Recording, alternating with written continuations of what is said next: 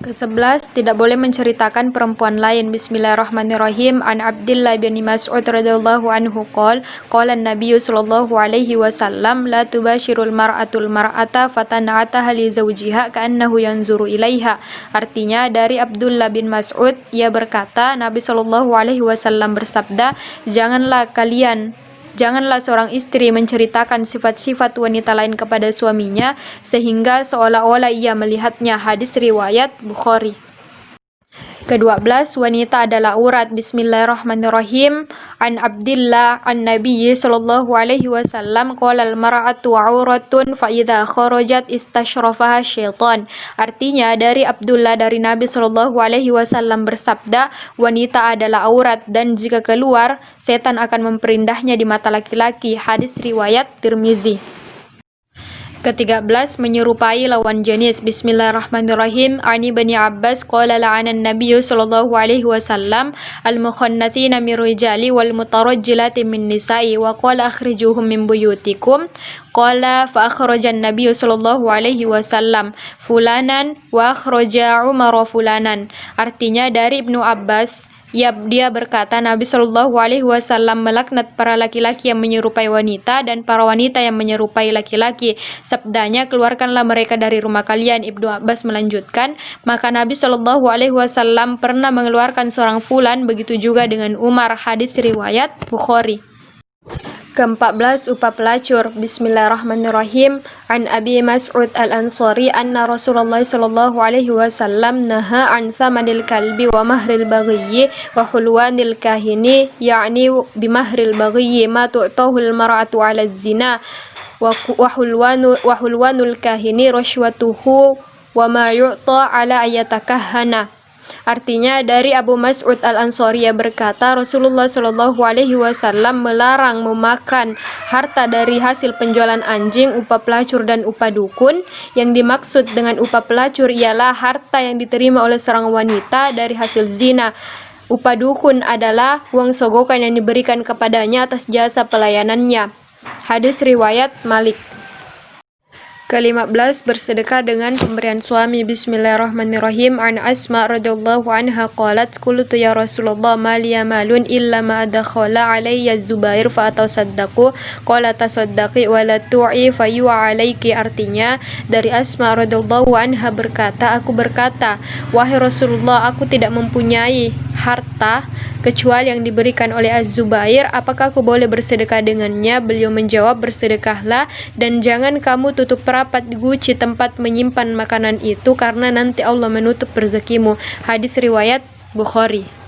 16, harta perempuan. Bismillahirrahmanirrahim. Anna Abdullah ibni Umar radhiyallahu anhuma akhbarahu anna Nabiyya sallallahu alaihi wasallam amala khaybara bi syatri ma yakhruju minha min thamarin aw zar'in wa fakana yu'ti azwajahu mi'ata wasqin thamanuna wasqa tamrin wa 20 wasqa sya'irin.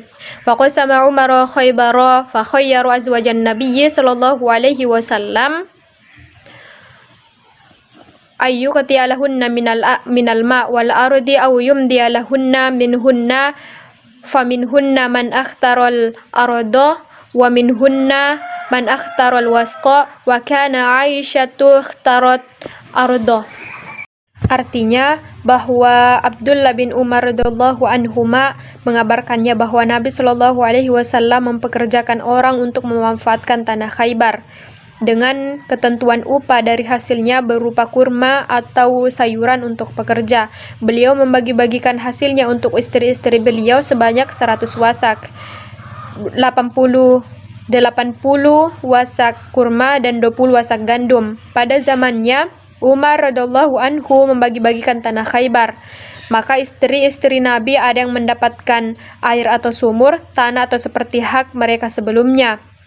Dan ada yang memilih tanah dan ada juga yang menerima hak dari hasilnya. Sedangkan Aisyah radhiyallahu anha memilih tanah. Hadis riwayat Bukhari.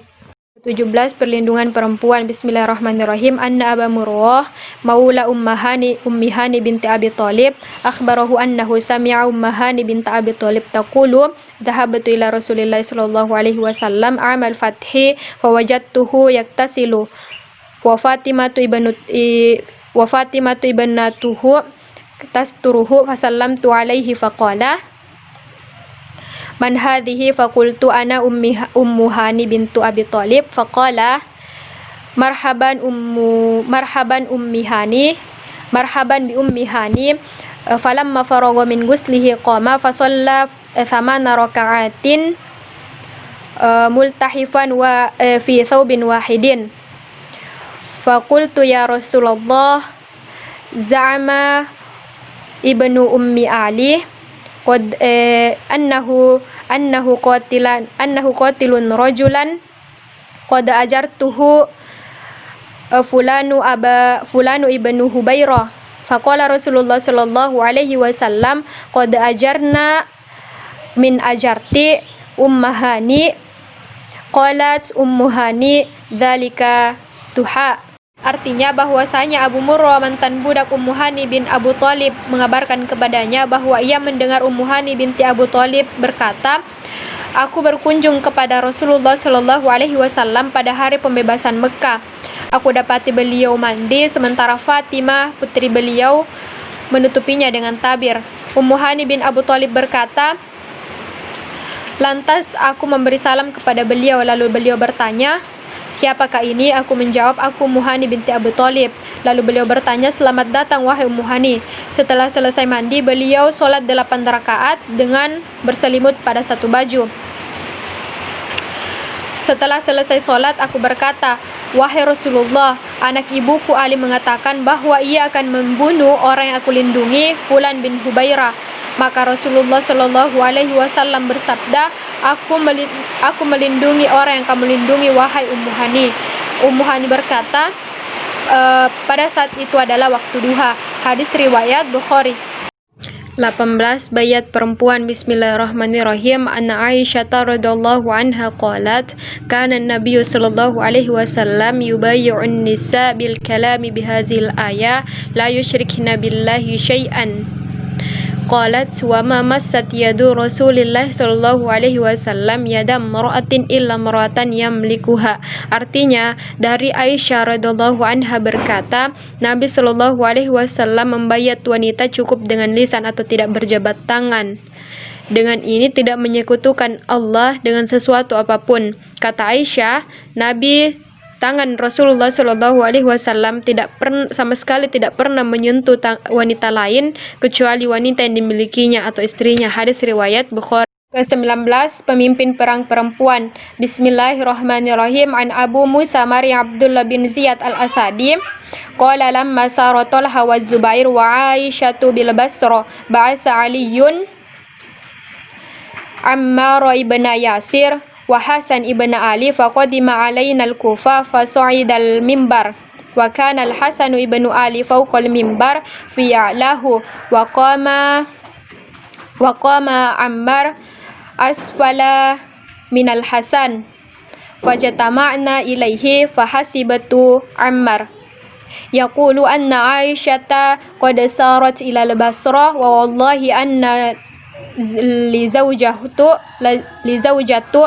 Nabiyakum sallallahu alaihi wasallam fid dunya wal akhirah walakinna Allah tabaraka wa ta'ala ibtalakum liya'lama iyyahu tuti'una am hiya. Artinya dari Abu Maryam Abdullah bin Ziyad al-Asadi menuturkan tatkala Tolha, Az-Zubair dan Aisyah berangkat ke Basra, Ali mengutus Ammar bin Yasir dan Hasan bin Ali mendatangi kami di Kufah. Keduanya naik di atas minbar. Ketika itu Al-Hasan bin Ali di tangga paling atas, di atas mimbar di tangga paling atas, sedang Ammar berada di bawah Hasan. Kami berkumpul di sekelilingnya dan aku mendengar Ammar mengatakan, Aisyah tengah berangkat ke Basrah. Demi Allah, ia adalah istri Nabi kalian sallallahu alaihi wasallam di dunia dan di akhirat. Namun Allah tabaraka wa ta'ala menguji kalian agar dia mengetahui apakah kalian taat kepadanya atau kepada Aisyah. Hadis riwayat Bukhari. Ke-20. Pemimpin perempuan. Bismillahirrahmanirrahim. An Abi Bakr qala laqad nafa'ani Allahu bi kalimatin ayyamal jamali lamma balagun nabiyya sallallahu alaihi wasallam anna farisan mallaku ibnata Kisra qala lan yuflihu qaumun qala lan yuflihu qaumun wallau amrohum imro'atan.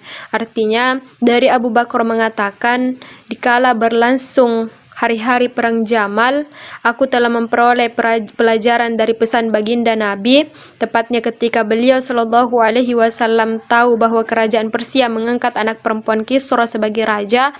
Beliau langsung bersabda, tidak akan baik keadaan sebuah kaum yang mengangkat perempuan sebagai pemimpin urusan mereka. Hadis riwayat Bukhari.